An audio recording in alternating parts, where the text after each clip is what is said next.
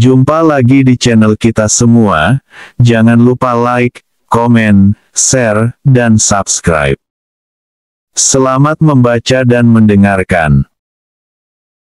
Putra Langit Tak Tertandingi. Bab 6-10.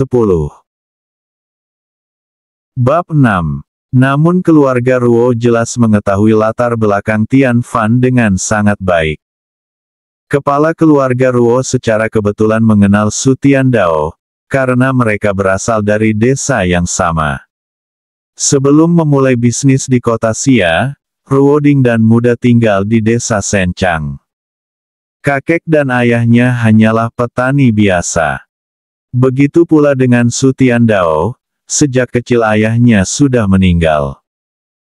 Ketika ia berumur 14 tahun, ibunya juga meninggal. Sejak itu selama setahun Su Tiandao hidup sebatang kara, kondisi ekonominya juga tidak cukup baik. Saat itu, Ruo Dingdan adalah satu-satunya teman yang dia miliki dan selama setahun itu, Dingdan sudah banyak membantu dirinya. Sejak saat itu Su Tiandao bertekad akan membalas kebaikan Dingdan suatu hari nanti. Setahun kemudian Tiandao bertemu dengan Mo Xingsa. Tiandao muda menemukan petapa Xingsa mengobati banyak warga desa yang saat itu terkena wabah penyakit. Tiandao yang tertarik lalu mengikuti sang petapa, hingga akhirnya dia diangkat menjadi murid pertamanya. Setelah hari itu Tiandao sudah tidak terlihat di desa itu lagi. Sedangkan Dingdan, setelah berusia 20 tahun, ia merasa dirinya sudah dewasa. Lalu dia memutuskan untuk pergi ke ibu kota Xia untuk bekerja dan memulai bisnis. Hingga akhirnya ia berhasil meraih kesuksesan. Sampai suatu ketika, ia bertemu lagi dengan Su Tiandao. Ketika itu ia sedang menghadiri perjamuan yang diadakan oleh para petinggi kota Xia. Saat itu ia mendengar para petinggi itu membahas tentang seseorang yang sangat hebat dalam berperang. Seorang pensiunan jenderal pasukan khusus yang sangat misterius akan hadir pada perjamuan hari itu. Dingdan yang sudah berada di sana, memutuskan untuk ikut menemui pensiunan jenderal yang kini bergelar, Dewa Perang legendaris itu. Setelah perjamuan selesai beberapa orang berkumpul dan berjalan mendekati meja depan untuk menyapa Su Tiandao saat itu. Dingdan hanya mengikuti mereka dari belakang, kala itu dia juga belum tahu jika, Dewa Perang legendaris yang terkenal itu adalah teman masa kecilnya. Sampai pada saat gilirannya untuk menyapa, Su Tiandao menyebut namanya secara langsung, Ruo Dingdan. "Apakah Anda Ruo Dingdan?" tanya Su Tiandao saat itu, membuat semua orang di perjamuan seketika terbelalak kaget. Dingdan yang juga kaget dan bingung hanya mengangguk pelan.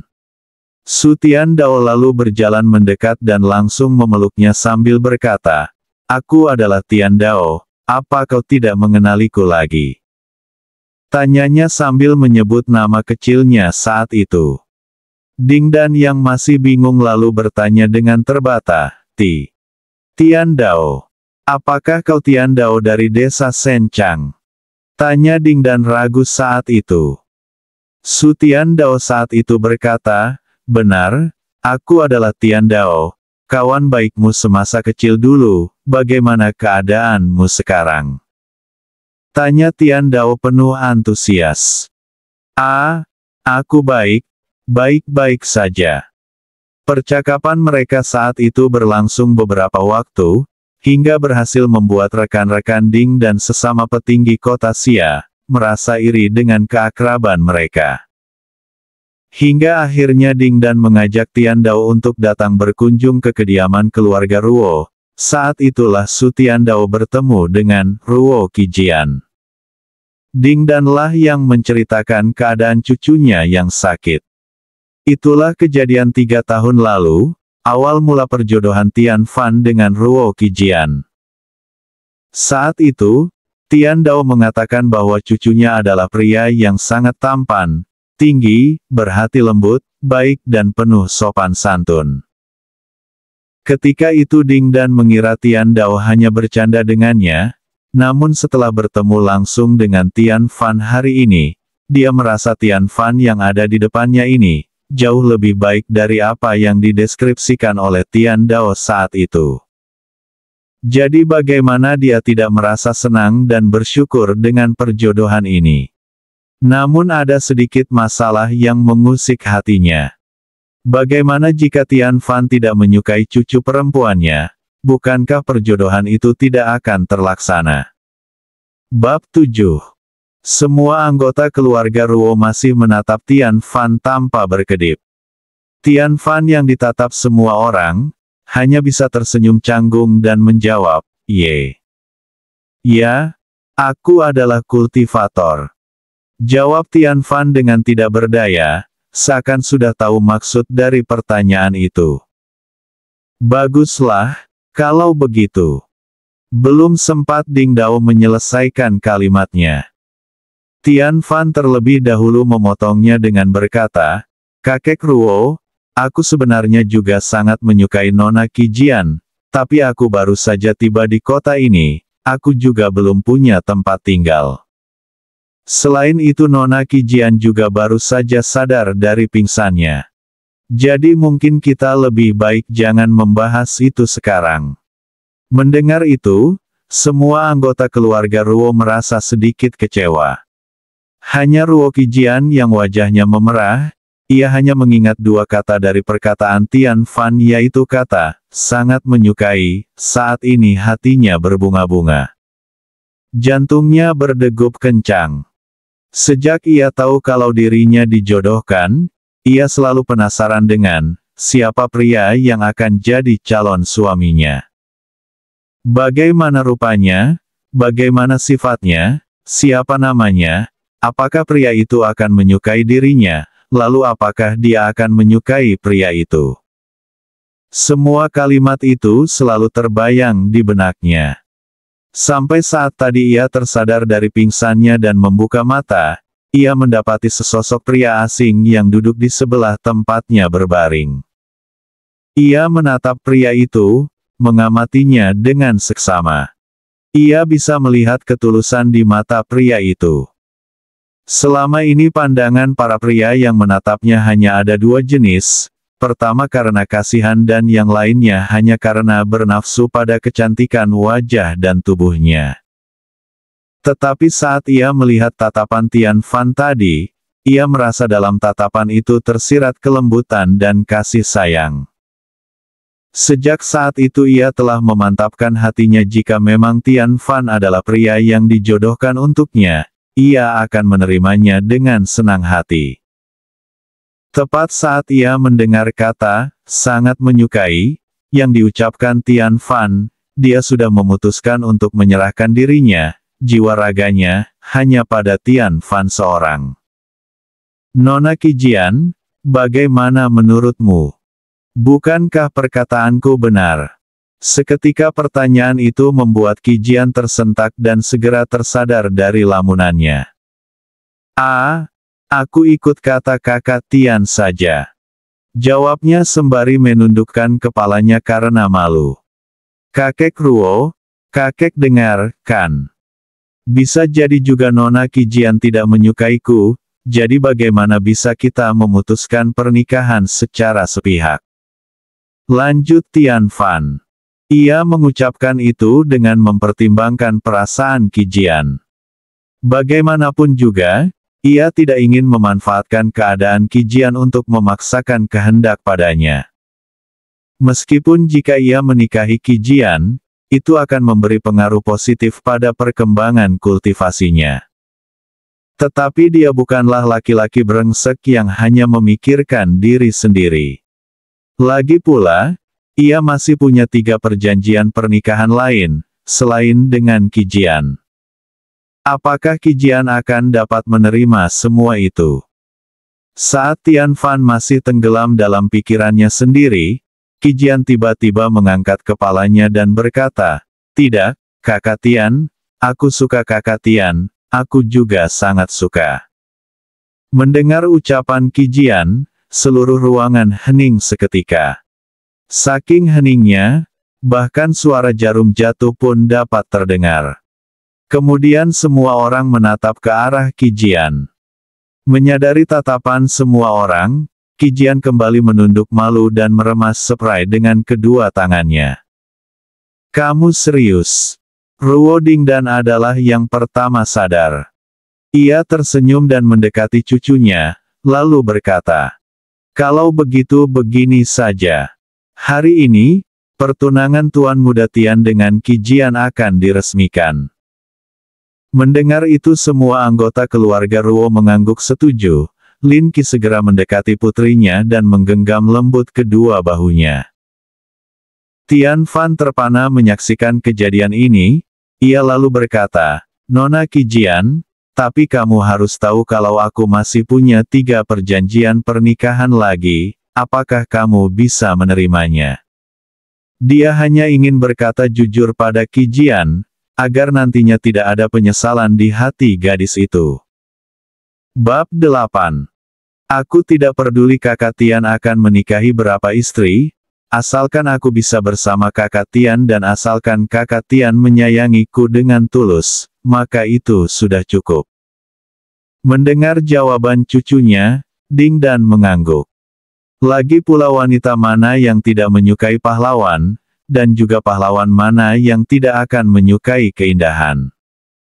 Selama cucunya bisa sembuh dan hidup dengan baik, itu sudah merupakan berkah yang tak terhingga baginya. Xin Qi juga merasa keputusan putrinya adalah hal yang tepat. Ia lalu berkata, "Kamu benar sayang, ayah sangat bangga padamu. Orang sehebat Tuan Muda Tian, memang sangat layak untuk diperjuangkan. Jika begitu, maka aku akan menerima pertunangan ini dengan senang hati." Ujar Tian Fan dengan senyum tulus. "Aku juga menerima kakak Tian, aku berjanji akan melayani kakak Tian sepenuh hati." Ucap Qi Jian penuh keyakinan. Tian Fan hanya menggaruk kepalanya, dan tersenyum. Tidak tahu harus berkata apa. Tian Fan lalu meminta Qi Jian untuk turun dari ranjang. Ia meminta Qi Jian untuk merasakan, apakah ada perubahan dengan kondisinya. Mereka semua sekarang sudah meninggalkan ruangan, lalu Tian Fan dan Ruo Qi Jian mulai berjalan-jalan di taman di sekitar rumah keluarga Ruo. Mereka berdua terlihat mulai terbiasa satu sama lain. Meski masih agak kaku, mereka berdua sudah mulai terlihat seperti pasangan.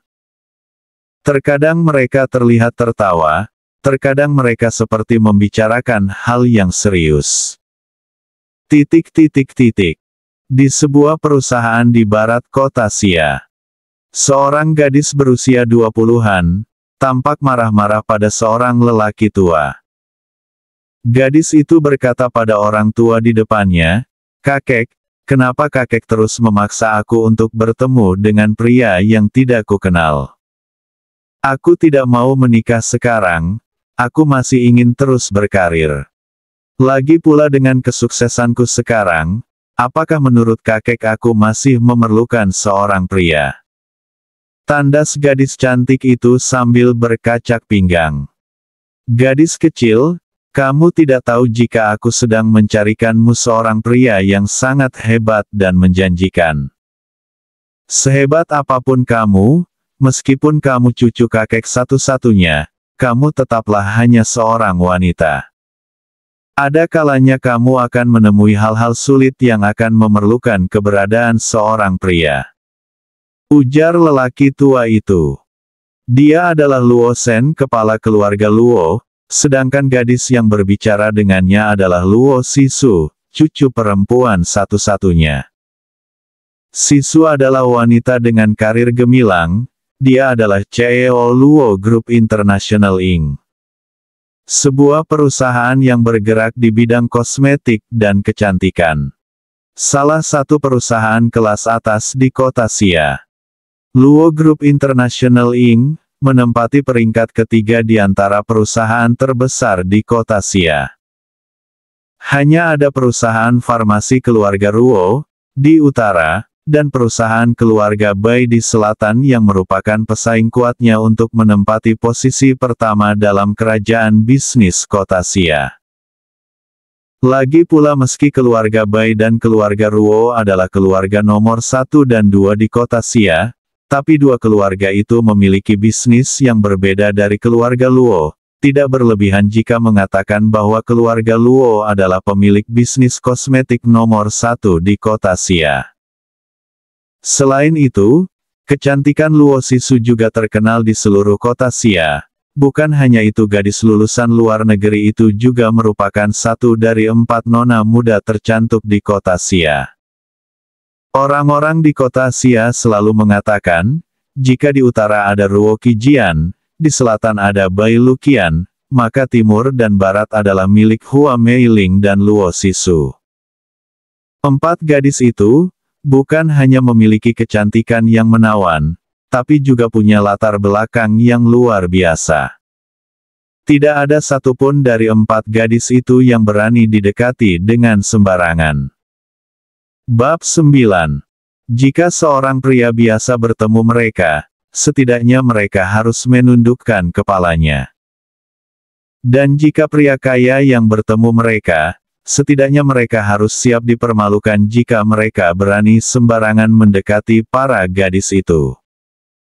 Karenanya Luo Sisu merasa tidak tertarik dengan perjodohan ini. Bukankah jika dia ingin menikah, dia hanya perlu berdiri di depan pintu, maka seluruh pria di kota Xia akan mengantri untuk menjadi suaminya. Jadi ia merasa perjodohan ini bukanlah hal yang perlu dilakukan, lagi pula pria yang akan dijodohkan dengannya tidak pernah terdengar nama dan reputasinya. Jika ternyata pria itu hanya berpura-pura hebat, bukankah nantinya pria itu hanya akan menjadi benalu dalam hidupnya? Sebenarnya, Sisu bukanlah gadis yang sombong. Dia hanya wanita yang realistis. Dengan kemampuannya, dia sama sekali belum pernah melihat ada pria yang begitu hebat, yang mampu menarik perhatiannya. Karena itu, dia sama sekali tidak pernah memiliki ketertarikan pada pria, meskipun banyak pria di sekitarnya yang mencoba mendekatinya dan berusaha menarik perhatiannya, dia sama sekali tidak pernah menggubrisnya. Aku tidak mau tahu, kakek. Aku tidak ingin menikah sekarang, aku juga tidak ingin bertemu dengan pria itu. Ujar Sisu berapi-api. Luo Shen hanya bisa tersenyum pasrah mendengar perkataan cucu kesayangannya. Di tempat lain di Pulau Lian Yu.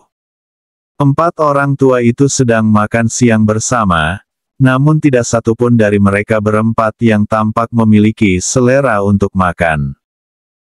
Bukan karena mereka merindukan Tian Fan, tapi karena mereka baru sadar jika tidak ada dari mereka yang bisa memasak makanan seenak masakan Tian Fan. Sial, bocah itu baru pergi setengah hari, tapi rasanya sudah seperti 100 tahun. Yang berbicara adalah Nenek Yu. Kau benar adik kedua, tampaknya bukan dia yang butuh pertolongan kita, tapi kitalah yang selalu bergantung pada bocah itu. Kata Su Tiandao, seraya tersenyum pahit. Saat ini di kamp militer kota Xia.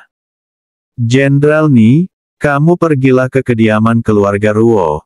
Kamu harus mengurus perjanjian kerja sama pendistribusian bahan obat untuk kamp militer kita dengan Tuan Ruo Xinqi. Tuan Xinqi merupakan perwakilan perusahaan Ruo untuk kerja sama ini. Karena mereka mengirimkan petinggi keluarga mereka, jadi untuk menghormatinya kita tidak bisa hanya mengirim prajurit biasa untuk melakukan penandatanganan kontrak kerja sama ini. Ujar seorang pria yang mengenakan pakaian militer, dengan 5 bintang di bahunya. Laksanakan Jenderal. Jawab seorang gadis cantik yang juga menggunakan pakaian militer. Hanya saja bintang di bahunya hanya ada 3. Kediaman keluarga Ruo. Ruo Qijian sedang duduk di bangku taman, ia menyandarkan kepalanya di bahu pria tampan yang duduk di sebelahnya. Siapa lagi kalau bukan Tian Fan? Kakak Tian, apakah penyakitku benar-benar bisa disembuhkan? Tentu saja, Nona Qijian tidak usah khawatir tentang itu. Qijian lalu mengangkat kepalanya dan menatap Tian Fan. Kakak Tian, bisakah kau jangan memanggilku Nona lagi? Kita ini sekarang adalah tunangan. Panggil saja aku adik, atau apapun yang kakak Tian suka, asal jangan Nona. Kata-katanya begitu tegas dan mantap, hanya saja rona merah di pipinya tidak bisa disembunyikan. Tian Fan mengernyit, lalu Nona mau dipanggil apa? Goda Tian Fan, sambil menyentuh hidung Qijian dengan ujung jarinya. Kakak Tian, kau jahat sekali, kau sengaja menggodaku.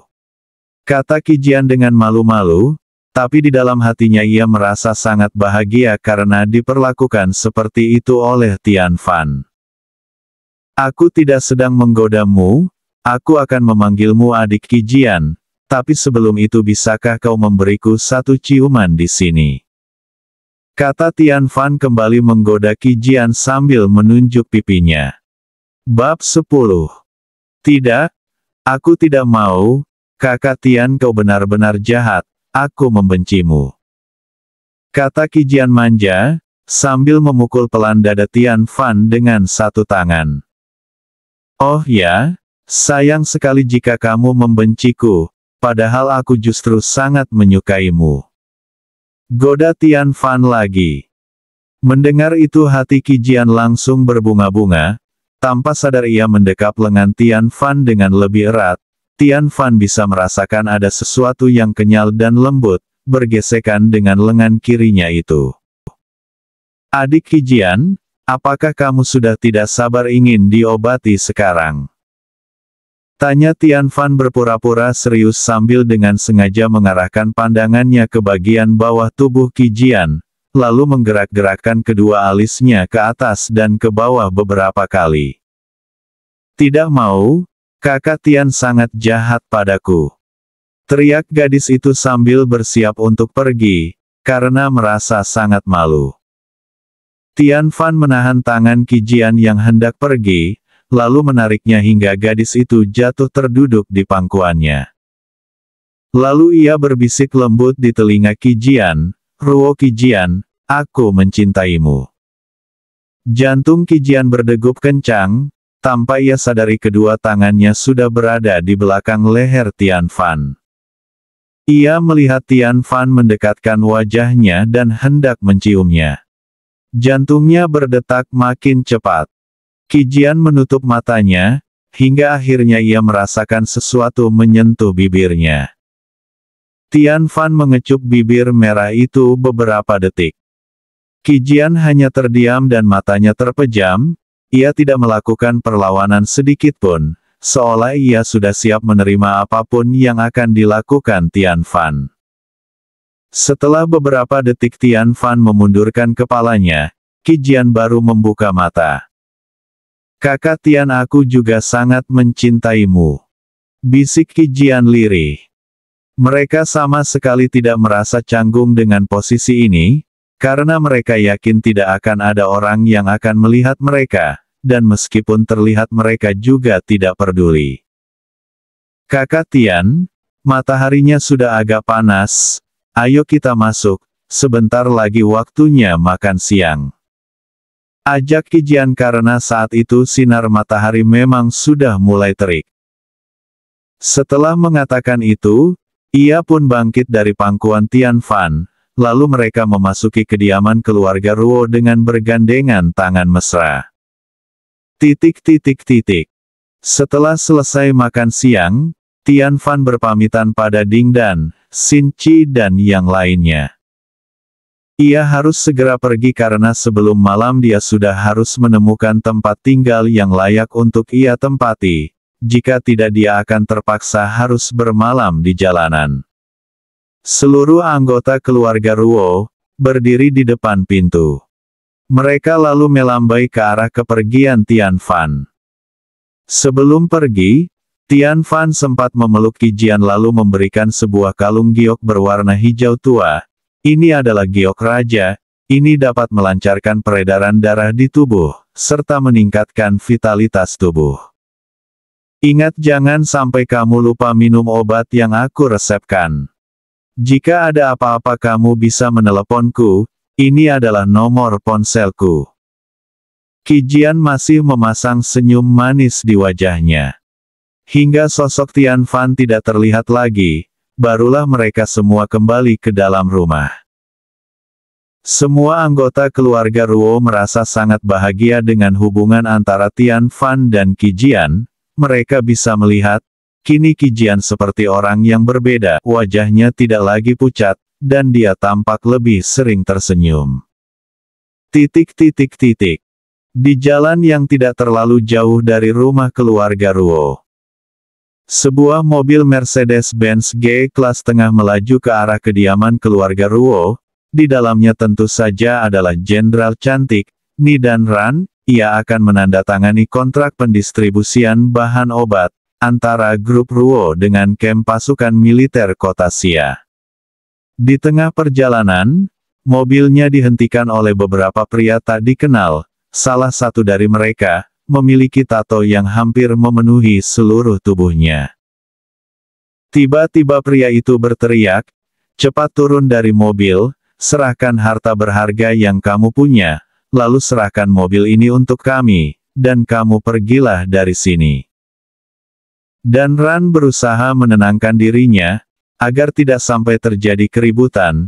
Jika itu sampai terjadi, pasti akan membuat kegemparan di daerah itu dan mengganggu para penduduk. Bersambung.